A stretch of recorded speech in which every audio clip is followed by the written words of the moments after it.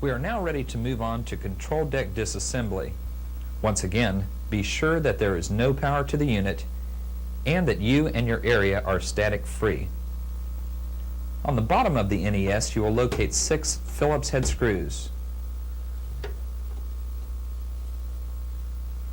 1, 2, 3, 4, 5, and 6. Remove or loosen all 6.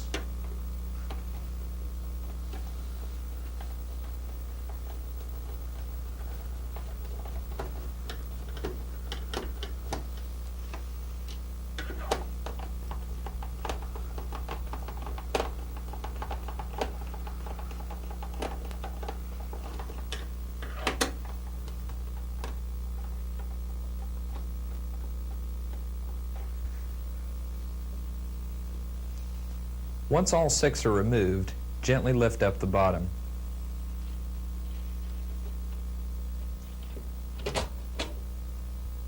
With the unit now upright, we'll notice a metal shield across the top, down the sides, and it extends out slightly.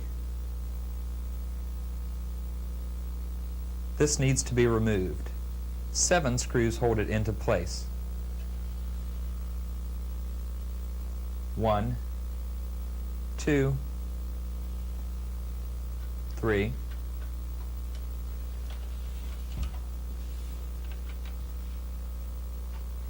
4, 5,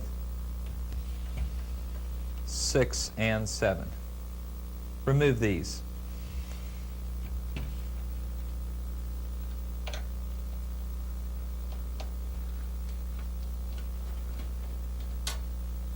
After the last screw is removed, gently lift the shield out.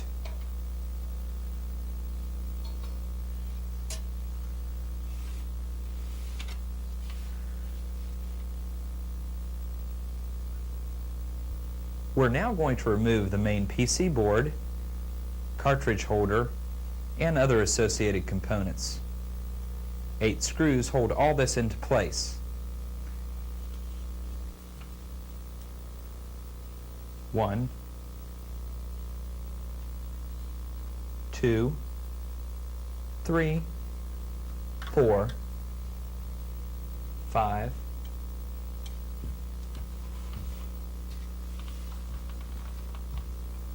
6, 7, and 8.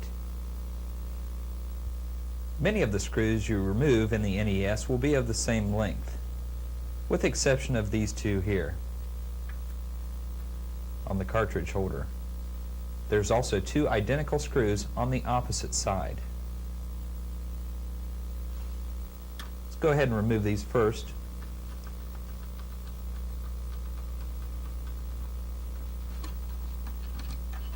One,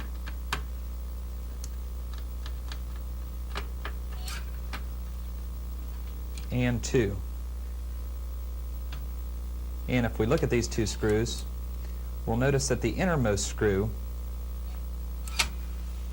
is longer.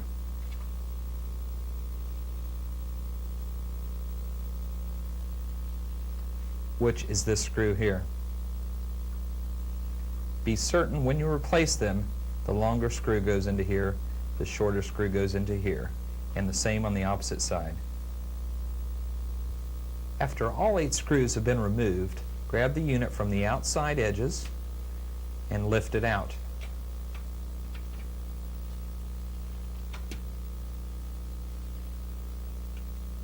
And turn it over.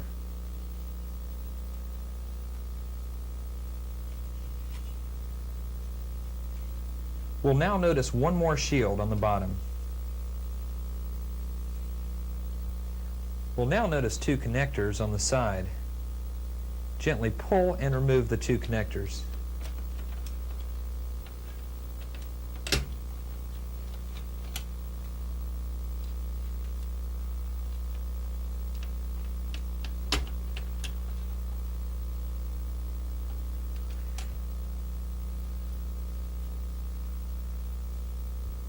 The shield can now easily be removed.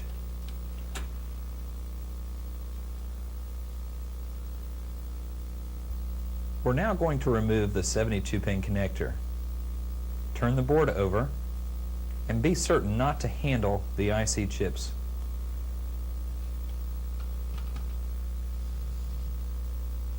Here we'll locate the cassette holder.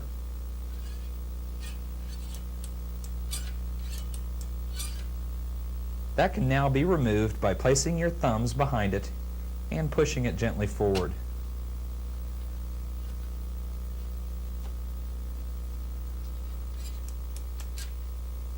While you have it out, check it for proper operation.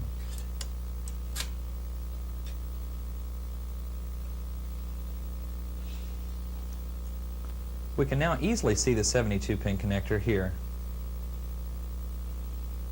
It attaches to the PC board with another card edge connector on the bottom. This can also now be easily pushed off with your thumbs.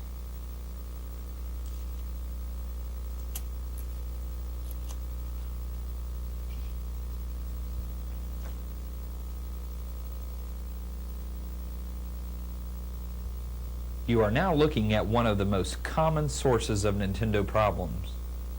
The 72-pin connector, as with the game cartridges, can get oxidized and dirty. The pins inside can break and bend, causing similar symptoms as a dirty cartridge. At this time, a close inspection of the connector needs to be made. If you locate bent pins, do your best to bend them back into place very gently.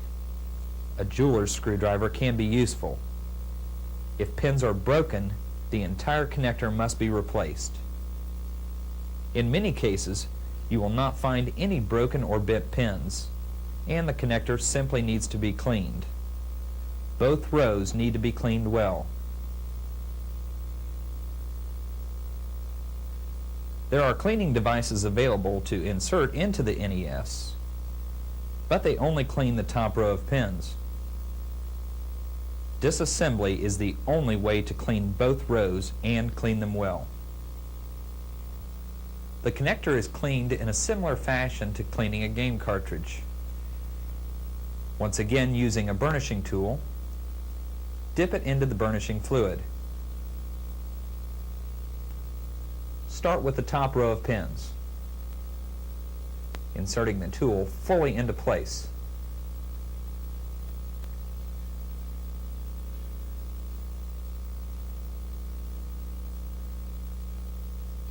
Once again, using a gentle in and out motion, clean the pins.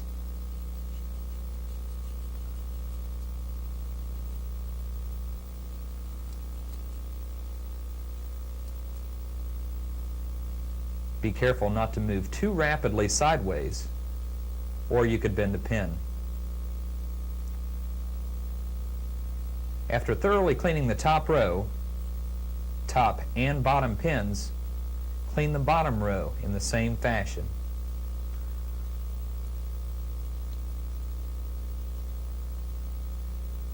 And after you're done, inspect for bent pins.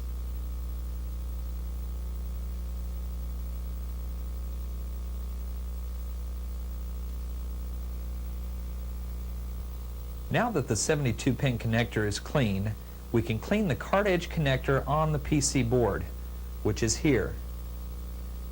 This is where the inner half of the 72-pin connector connects to the board. Its contacts will also oxidize and get dirty. Once again, using a brazing tool and some gentle brazing fluid, clean the contacts.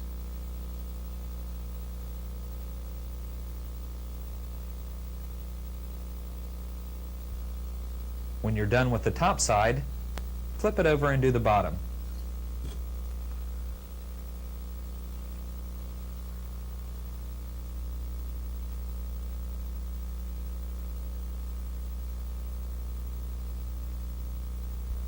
We're now going to address the problem of no power. Again,